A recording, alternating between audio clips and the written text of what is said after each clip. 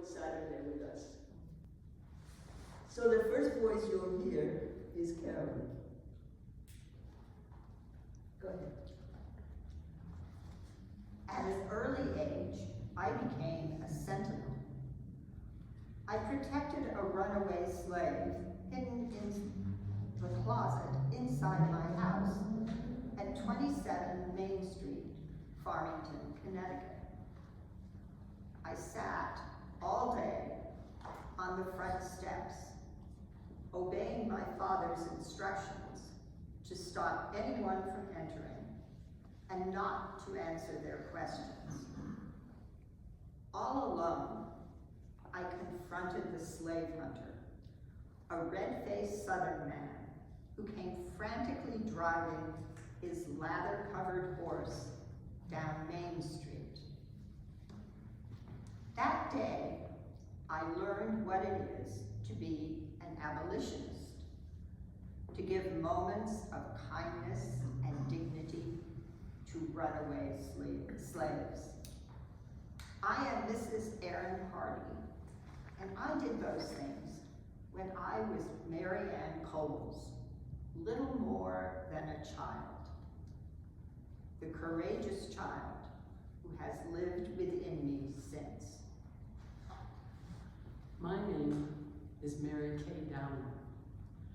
As a student in the third prep class of 1855, I posed this question on my essay. Is it a sin to own slaves? I need to know. I'm confused, pulled in two directions. A very beautiful and graceful paper my teacher wrote. I was not asking for her praise, but for the truth. My name is Nancy Jackson. My freedom will depend on the judge's interpretation of the meaning of the word left. This word being tossed around, turned over, flattened, inflated, dissected by the Supreme Court of Errors. My name is James Morris. I was born a slave in Connecticut, and I am not a hero. I just had to help that young woman, Nancy Jackson. Others helped me and my family when we ran away. Like Mrs. Darby, who had so little to give, but she took me in. No one suspected a fugitive could hide in her one-room house. In school, I have been taught that thousands of these unfortunate people have been kidnapped from their native lands by white men professing Christianity.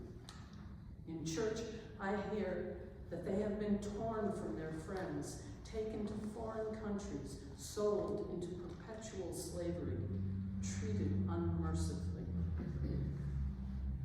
In court, one lawyer asked if I was disposed of, held in bondage against the law.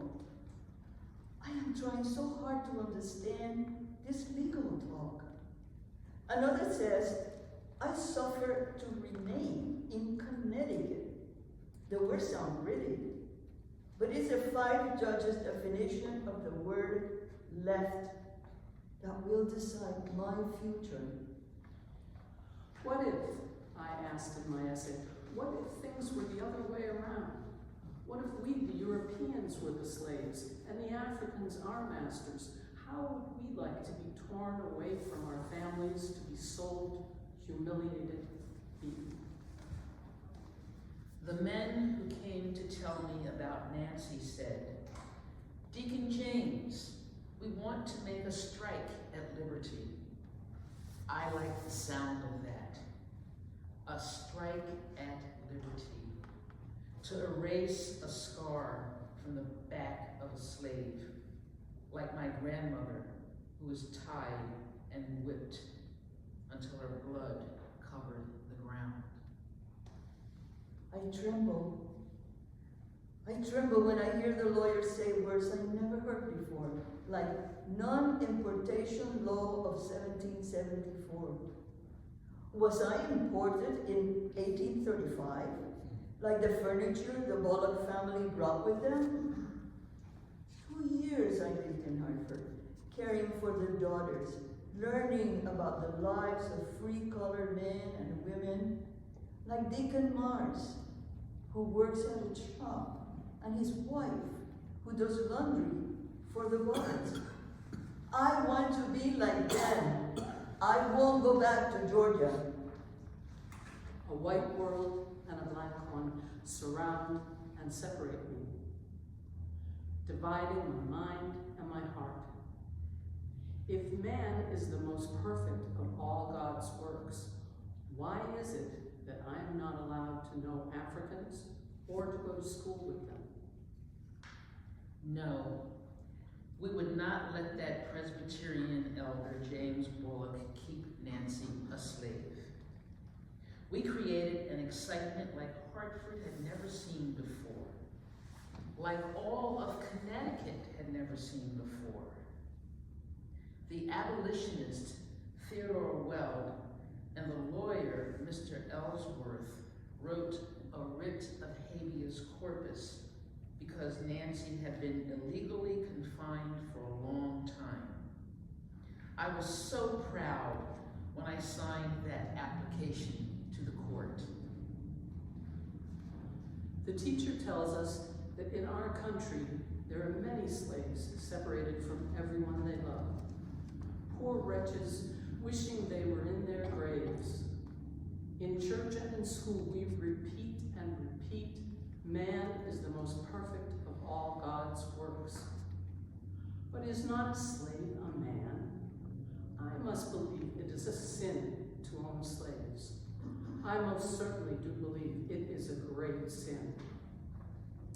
Yes, I was proud to help Nancy, but during those 10 days till the decision, I saw the hold slavery had on the feelings of Hartford people.